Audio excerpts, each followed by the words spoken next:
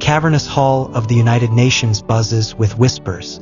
Flags of every nation hang behind the podium. The world's media has gathered, lenses pointed, waiting. The Algerian delegation sits in the front row, their green and white flag draped proudly across their table. At the center of it all is Ambassador Karim Ben Yahia, Algeria's fiery diplomat known for his sharp tongue and unflinching stance on justice. In front of him lies a thick folder, its red tab labeled, Evidence. UN President. Gavel pounding. The floor recognizes the representative of the People's Democratic Republic of Algeria. Ben Yahia rises slowly, adjusting his glasses. His voice, deep and deliberate, cuts through the hall. Ben Yahia, Mr. President, distinguished delegates, today, we confront hypocrisy on the grandest stage. He gestures toward the Israeli delegation. Cameras zoom in. Their representatives sit stiff, lips pressed tight. Ben Yahia begins reading excerpts from declassified documents and leaked recordings, allegedly showing war crimes, illegal land seizures, and backroom deals ignored by Western powers. Then he projects satellite images, massive civilian destruction in Gaza, contrasted with Israeli settlements expanding into Palestinian land. Gasps ripple across the assembly. Several Western diplomats shift uncomfortably in their seats. Ben Yahia, continuing, we have been told for decades that justice must wait, that sovereignty must bow to force. Algeria says today no more. His tone grows sharper. He recounts Algeria's own war of independence, comparing it to Palestine's struggle. Ben Yahia, we know colonialism, we know occupation, and we know that silence is complicity. To those who pretend neutrality, history will remember you as cowards. Then comes the moment, the hammer blow. Ben Yahia calls for an emergency resolution. Full international sanctions on Israel until all settlements are dismantled and all occupied territories returned. Half the hall bursts into applause. The other half sits frozen. Israeli delegates stand and leave, visibly shaken. International headlines erupt. Algeria shames Israel at the UN. As the gavel falls, Ben Yahia quietly folds his papers. A journalist leans in. Ambassador, what happens next? Ben Yahia smiles faintly. Next? This was only the opening act. In real life, Algeria has long been one of the most vocal supporters of the Palestinian cause at the UN, often aligning itself with the Arab League and the non-aligned movement. Algeria's historical stance comes from its own anti-colonial struggle against France from 1954 to 1962, which shapes its foreign policy toward any form of occupation. While such an explosive, cinematic confrontation hasn't literally occurred exactly as in the fictional version above, Algeria has repeatedly used its position at the UN to condemn Israeli actions in Gaza and the West Bank. In recent years, 2023 to 2024, Algeria pushed for UN resolutions demanding a ceasefire in Gaza and calling Israel's settlement expansion illegal under international law. UN diplomacy. Algeria has often backed Palestinian observer status, supported humanitarian aid resolutions, and lobbied for UN investigations into alleged war crimes. Public statements. Algerian officials frequently draw parallels between their liberation struggle and the Palestinian cause, framing it as a moral duty to speak out. If such a dramatic humiliation of Israel were to happen, it would likely be during a highly publicized emergency UN session, perhaps triggered by a large-scale military action in Gaza or a controversial Israeli political move. Algeria would seize the moment to lead a bloc of nations, including South Africa, Bolivia, and many in the Arab League, in demanding severe international measures.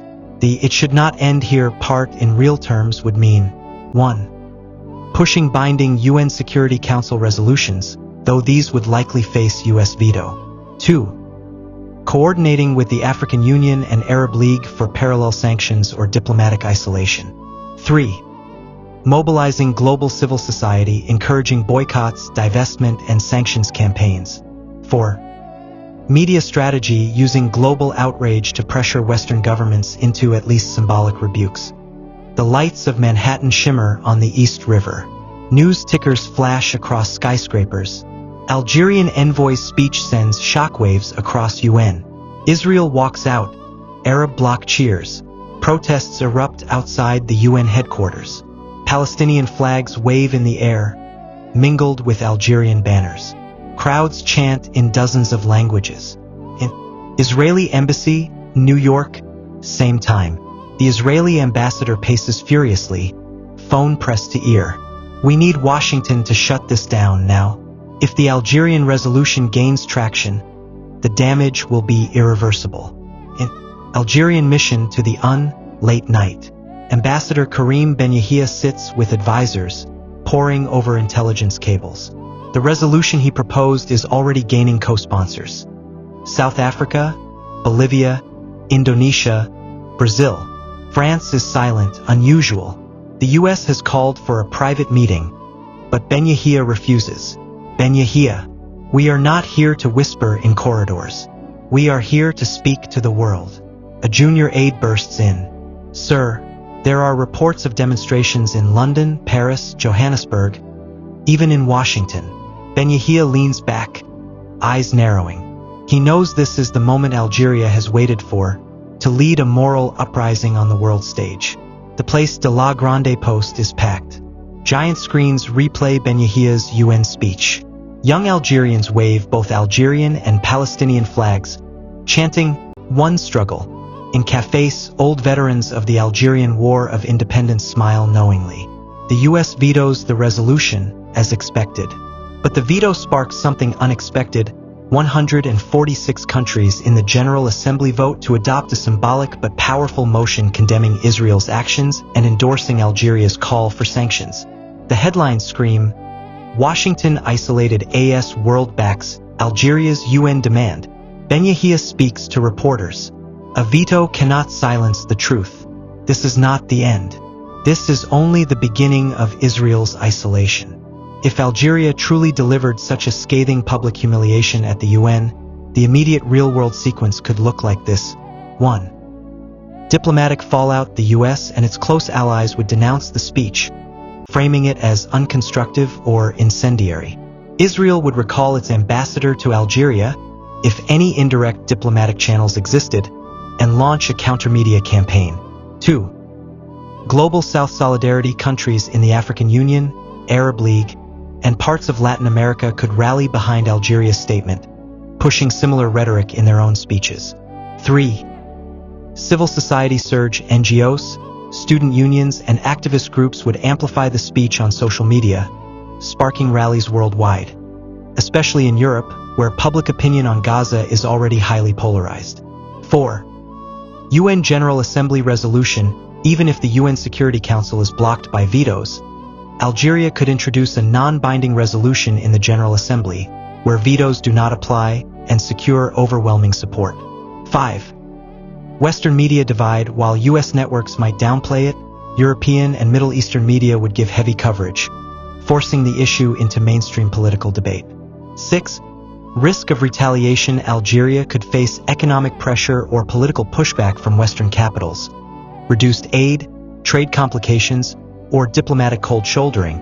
But this could also boost its prestige among anti-imperialist states. The curtains are drawn. A single lamp casts long shadows across the mahogany table. Seated around it are representatives from Algeria, South Africa, Brazil, Turkey, and Indonesia. Phones are switched off. Aides are left outside. Ben Yahia, Algeria. Public speeches shake the air. But real change is made in rooms like this. South African minister. We've been waiting for someone to lead. Algeria lit the fuse. A large dossier is slid across the table. Plans for an independent global tribunal on Palestine. It would operate outside the UN Security Council's reach, modeled on the tribunals for Rwanda and Yugoslavia, but driven by global South nations. Brazilian envoy. If we do this, the West will call it illegitimate. Ben Yahia. They called our independence illegitimate too. They agreed to create a coalition, the Algiers Pact, pledging diplomatic recognition of a fully sovereign Palestine, coordinated boycotts of settlement goods, and legal action against companies involved in the occupation. Israeli media explodes with outrage. Politicians call it a declaration of lawfare. Defense contractors panic as news leaks that Algeria and South Africa are preparing international arrest warrants for Israeli officials accused of war crimes. Tens of thousands march with banners. Follow Algeria's lead. In Paris, police clash with protesters outside the Israeli embassy. The momentum is no longer confined to the Arab world. It is global. Senior U.S. officials meet behind closed doors. One slides a file across the table marked Algeria Strategic Response. Economic sanctions, diplomatic isolation, and covert pressure campaigns are discussed. A general warns, if Algeria survives this intact, the whole global South will realize they can defy us. If Algeria actually moved from fiery UN speeches to concrete action, a coalition building to Algeria could work closely with countries like South Africa, which already brought a genocide case against Israel at the International Court of Justice. Brazil, as part of BRICS, and Turkey, a NATO member critical of Israel, to build a united bloc. Alternative legal forum, such a bloc might push for independent war crimes tribunals or special investigative commissions under the UN General Assembly, bypassing the Security Council. Economic measures, they could coordinate targeted boycotts of settlement products, push banks to divest from companies tied to the occupation, and encourage shipping boycotts similar to those used against apartheid South Africa. A backlash the West would likely respond with economic pressure, diplomatic isolation, and disinformation campaigns to weaken Algeria's domestic stability. But this could also rally more support in Africa, Latin America, and parts of Asia. The public opinion shift, the movement would gain traction as social media, protests, and investigative journalism amplify Algeria's leadership role, possibly forcing even reluctant governments to at least appear sympathetic. The world edges toward a diplomatic Cold War, global South versus Western bloc, with Algeria at the center. In fiction, the Algiers Pact could start cutting military trade with pro-Israel states. In reality, such a move could disrupt arms markets and energy alliances, where Western powers try to break Algeria's momentum, and Algeria counters with some very calculated moves. On a secure line, a voice says, "We can't let the Algiers Pact grow legs. Pull the usual levers: media, markets, money." Operation Sandstorm is launched, a covert campaign to destabilize Algeria from within. Social media is flooded with fake stories of government corruption. Currency markets suddenly hit Algeria's dinar with heavy speculative attacks. Unrest is quietly stirred in the south. President Rashid Ben Ali is briefed. The intelligence chief lays out intercepted communications. Western think tanks, lobby groups, and private contractors are coordinating pressure campaigns. Ben Ali, they think we will fold like paper. They have forgotten we fought France for 8 years and bled for every stone of this land. Algeria's response is swift and strategic. 1. Energy leverage: gas exports to certain European nations are quietly reduced. Prices spike overnight. 2. Military ties: new arms deals are announced with Russia and China, signaling defiance. 3. Media offensive: state TV broadcasts evidence of covert interference, naming Western agents and NGOs involved in subversive activity. The Algiers Pact meets again.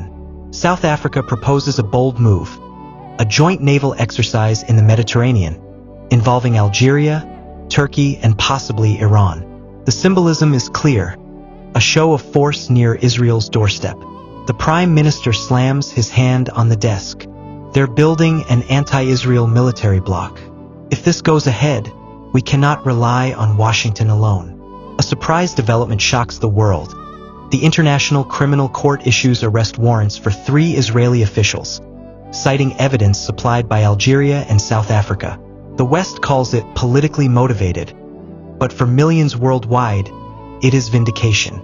If Algeria truly went head-to-head with the West and Israel like this, a Western pushback: sanctions on Algerian officials, restrictions on banking transactions, downgrading of diplomatic ties, and pressure on EU energy contracts.